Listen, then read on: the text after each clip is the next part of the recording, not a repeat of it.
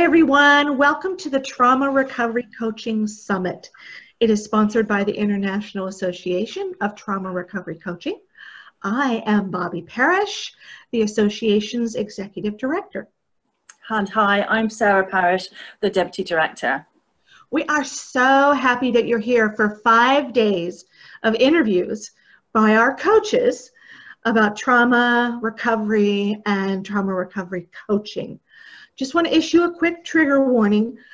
Do use your best self-care practices while you're watching and listening, as sometimes the things we talk about could be triggering. Thanks, Bobby. So today we have the absolute honour of interviewing Drew Sheldon. Today Drew is here with us to talk about interactions with memories and trauma. Hi Drew, how are you doing?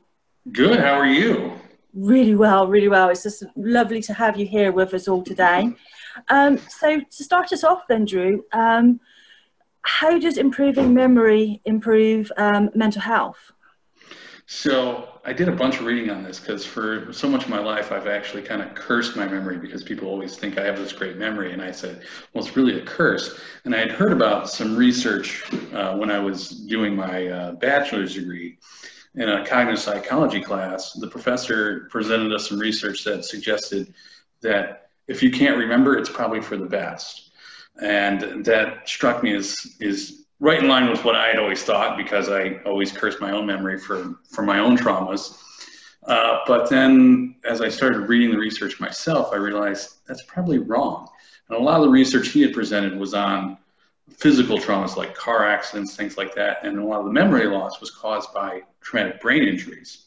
Now my focus, and so much of my trauma in life, is abuse, is interpersonal relationships and abuse and stuff like that. And memory acts very differently in that. And as we know, like, trauma does affect memory and as well as mental health. And I started looking into how those two things interact. How does memory and mental health interact? Because I had kind of gone on that misguided path thinking that if we can't remember, it's probably better. So why do people always try to recover these memories? Maybe that's the wrong sense. And actually what I found in reading the research, because I could go on for days, so let me try and get myself organized. So one thing, a basic thing to remember is we always remember in one way or another, because there's lots of different types of memory. So what we usually lose in trauma is that narrative memory. We always have some other types of memory, like, and in fact, if anyone's ever read The Body Keeps the Score, knows that our body remembers a lot of that stuff. And one of the papers I read was actually Bessel van der Kolk's very first paper on traumatic memory. And he said his findings were that most people, when they first recall these abuse traumas, they do it in a somatosensory manner. So we remember feelings, we remember sensations like smells or sights or sounds. Like I remember this past winter when I was out walking my dog one day, it smelled, my neighbor who has this big diesel truck was starting it up, warming it up. And that smell of diesel fumes with the cold air made me think Afghanistan. That's the thing that popped in my head, because so much of memory is involved in association. When we associate one thing, and associations can bring up all these memories. So then as I'm reading the research, and I find, like I said, the exact opposite. When people actually start integrating and start forming a cohesive narrative memory of their trauma, their mental health symptoms tend to improve. And this was found in the different papers I read, both with like abusive traumas, as well as there was one paper on 9/11 survivors. It just talked to 9/11 survivors, and that was one of the most, probably one of the earliest ones, because they found that when these people could just, and it didn't have to be, you know, I remember it was 9:13 a.m. on Tuesday, and it didn't have to be that detailed, but if they could just go through the day and say, you know, I went into the office and this and that, A, B, C, D, whereas people who were just like, I don't know, I can't really remember, things happened when it was all kind of scattered and disorganized, and well, there was this flash. If they could just do it in a linear fashion or a semi-linear fashion and just talk about it as a sort of a story, they had much lower scores on their post-traumatic stress inventories and like depression inventories and anxiety inventories. And the same with abuse survivors, and there were several papers on that. When they had the more cohesive narrative memories, as opposed to just having the sensory memories, they had much less severe mental health symptoms. And so I'm hoping to pursue this research even further, but there seems to be something there. Yeah, that's interesting because I'm remembering, you know, there's two schools of thought about trauma memories. One of them is you have to remember every single thing that happened to you, and you have to remember it with all the details. And then the other school of thought is, no, you just have to know enough to kind of know what took place.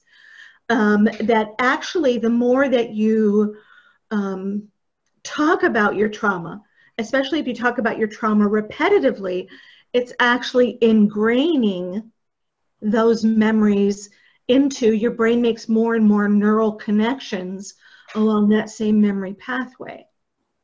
For sure. Your thoughts are? For sure. I actually think, I think we might end up going down a road where we kind of incorporate dissonance theory, because it seems to me that it's just like dissonance theory. We have something going on. There's this distress going on because we have these other types of memories, the sensory memories. And why am I so bothered by the smell of diesel fumes, for instance? Or there's certain smell's a big one, of course, because there's so many smell sensors in our limbic system. So it really associates very quickly with emotions. But why do these things trigger all these emotions? And I think there's a lot of distress involved because we can't understand why. So like back to my example of smell diesel fumes and it's a cold morning and I instantly think Afghanistan. But a few months ago, because I've done so much work myself, not even intentionally going down this route, but just by writing memoirs and things like that, I've got more of a cohesive narrative memory going on. And so I just instantly made sense. Why am I thinking Afghanistan? It instantly made sense because it's cold and I smell diesel and I was a mechanic in the Army. And so when I smell Afghanistan, and then there's so many other things, because normally if I just think Afghanistan, because that was a really rough year in my life, because not just with, you know, we had a bad deployment, and that was the year I lost my mother. So and a few years ago, that would have taken me down a really bad path and I would have probably had a really bad day. But because I've got it all kind of, got all these neural pathways going on where it just all makes sense to me now, and I can think of it more rationally, I don't have the big emotional stuff going on. Okay. And the other thing, like you bring up, we have to remember that memory is very imperfect. Like our human memories are not these video recorders. It's very imperfect. And some people try to take that in a different way, and maybe we'll get into that, where they talk about false memories and things like that. And a lot of that is iffy research at best. But we have to remember that our memories aren't perfect, and that's okay. And the important thing from what I'm gathering is to just have something that makes sense to us. And it doesn't, because for me, if you want to work with me as a coach and try to, work on your memory, I'm not trying to help you prosecute a case or anything. And most trauma survivors aren't. We just want to make sense of it. And as long as we can make sense of it, that seems to be a big help in improving our mental health. Yeah. But it really doesn't have to be perfect. You don't have to have, exact date, time, all that stuff. That doesn't matter. As long as you can make sense of it, that's what really matters. Okay. Yeah. I also know, Drew, that you talk a lot about gaslighting.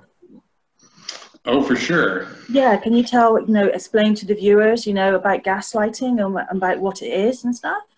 Oh, for sure. In fact, I just watched the original Don't let me get down that road. But I would actually recommend people look up Gaslight, the movie from which the term comes from. Right. And there's actually an earlier version that's kind of rare, but it's even better. But anyway, it's where someone tries to convince you that you're wrong. Your memory is wrong. And that, I think, again, leads into that cognitive dissonance.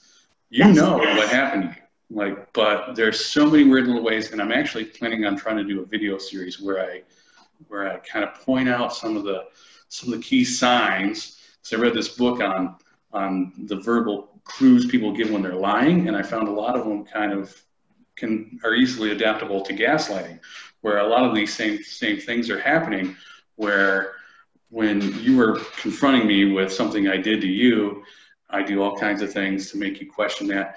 And a lot of it is just, and what I find with a lot of people is they think, well, he just denied everything. And in fact, most of the time I didn't.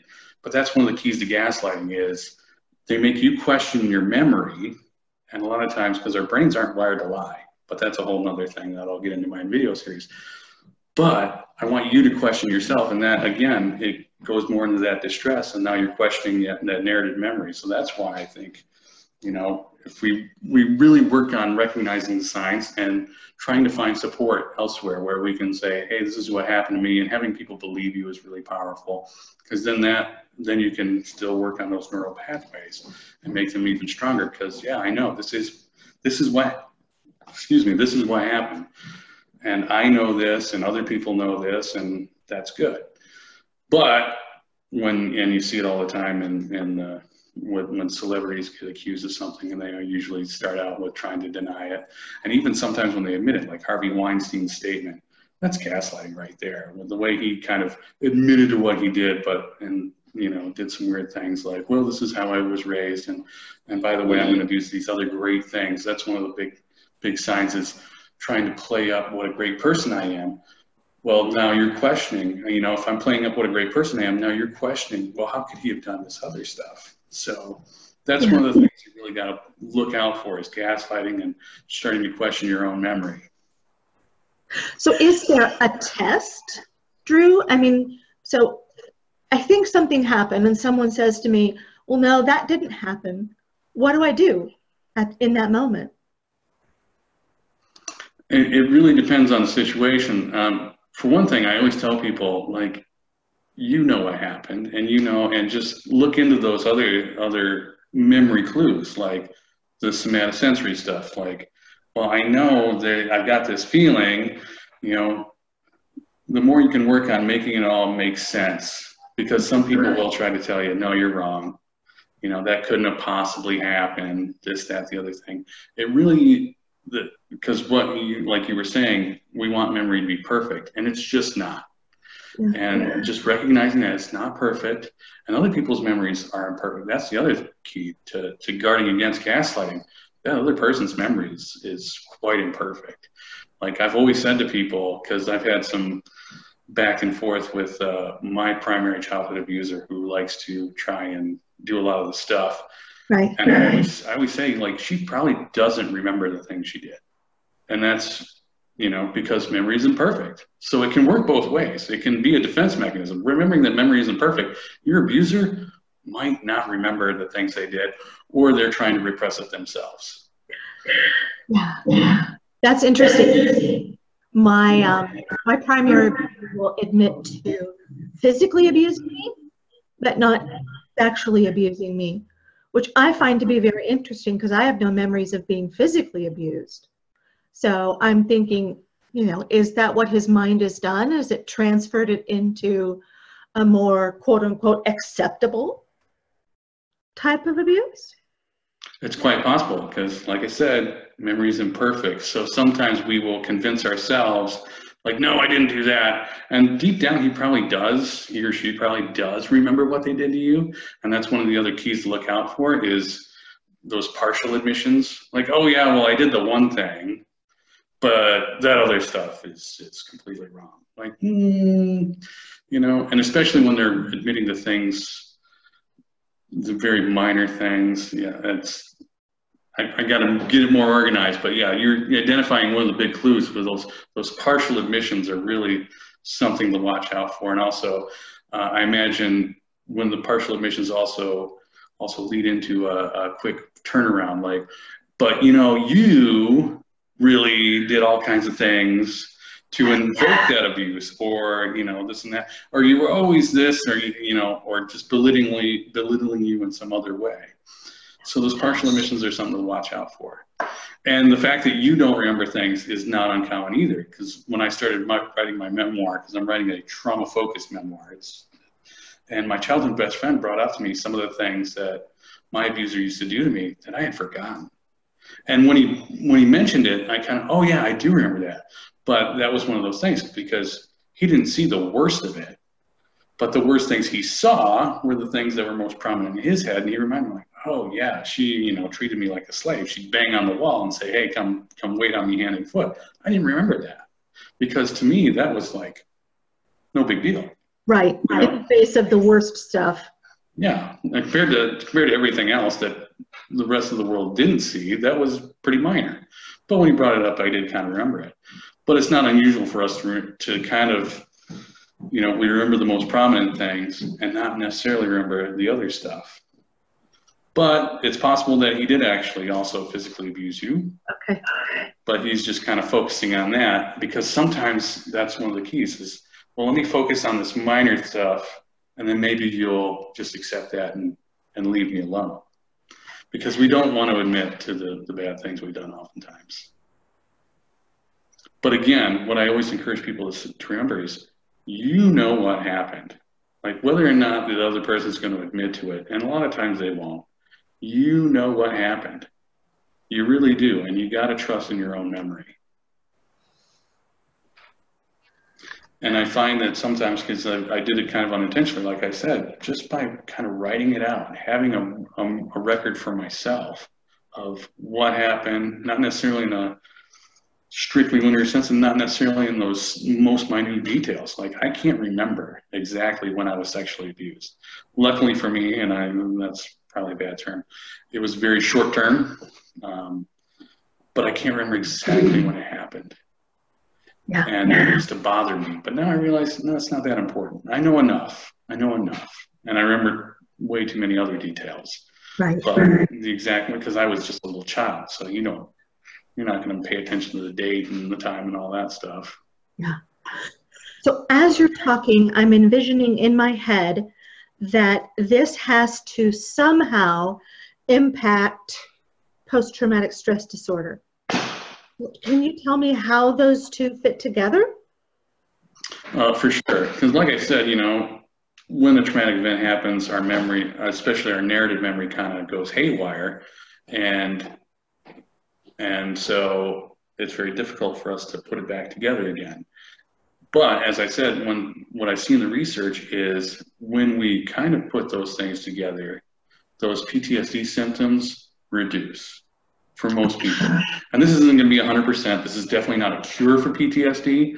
I don't believe there is a cure. We're always going to have it. But, you know, part of, you know, because when we're dealing with a traumatic event, our brains are going in survival mode. We're not worried about recording the events or anything like that. But we do have other things, because we do need to remember, because, you know, having diesel fumes, that's a sign of danger. You know, we're associating it with danger signs. So there's other things that we need to be able to recall very quickly and without thinking in terms of, you know, when this and that. We need to be able to do it as a reflex action. Right. So that's where the PTSD comes in, because we're now reacting to these very normal things that don't have the meaning that it once did in these emotional ways. We're activating all these hormones, the cortisol and everything, and at inappropriate times, and we're probably having anxiety and stuff like that when we don't really need to. And so that's where the PTSD, because PTSD really is what we call syndrome. It's a constellation of symptoms. It's really I mean, people often get diagnosed with both PTSD and 12 other things, or what have you, because it's a constellation of symptoms. You know, it's anxiety, it's depression, it can be dissociative identity or other dissociative disorders. It can be borderline. You know, all these different things we get diagnosed with. It's all PTSD, because the trauma is changing the way we think, and it's changing our brains. And so, but if we can kind of reintegrate and make sense of this, that, the other thing, this is why this stuff happened. It seems to, and I always want to say it seems to, because there's tons of things out there in the world that people take as gospel truth that are really either not so certain or they're flat out wrong. But this is where the research is pointing me at this point, and if someday I find I'm wrong, then I'll definitely retract all this. But everything is pointing to this. If we integrate it into our brains that this is why this is happening, when things make sense to us, yes, then we don't have we're not going to have the emotional reactions. Just like this past winter, walking the dog, the smells and everything, because it all makes sense to me. Why is this happening? I'm not immediately stirring up to like, oh my God, give me a card. And and all those other emotions are getting stirred up because it all makes sense. Yes, exactly. This is amazing. So if we have people who are watching this video and they want more information about this, they want to get a hold of you, where do they find you? How do they contact you? So I've got a website that looks really terrible right now, but it's Coach Drew Sheldon. That's CoachDrewSheldon. People often replace the D with a T. Check out the website. I'm on Facebook, and I don't have my Twitter and stuff. My social media is crappy, and I can't remember exact handles right now. But I'll update those later. If you search Coach Drew Sheldon on Facebook, you can probably find me there. Go to the website. Drop me a line if you want to work on your memory, because I'm working on putting together sort of a course on just improving your memory of the traumatic events and see how that works.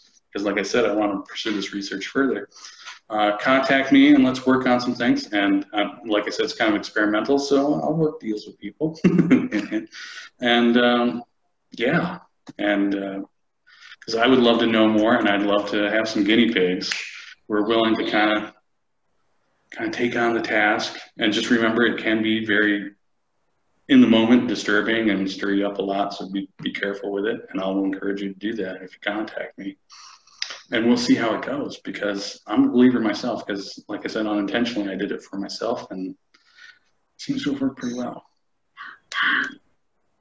Thank you, Drew. Yeah. I tend to get a little rambly, so thank you everyone for watching our interview with you today. We hope that you are carrying on enjoying the summit. We have got many more videos for you to watch, but until then, we hope to see everybody again soon. Bye.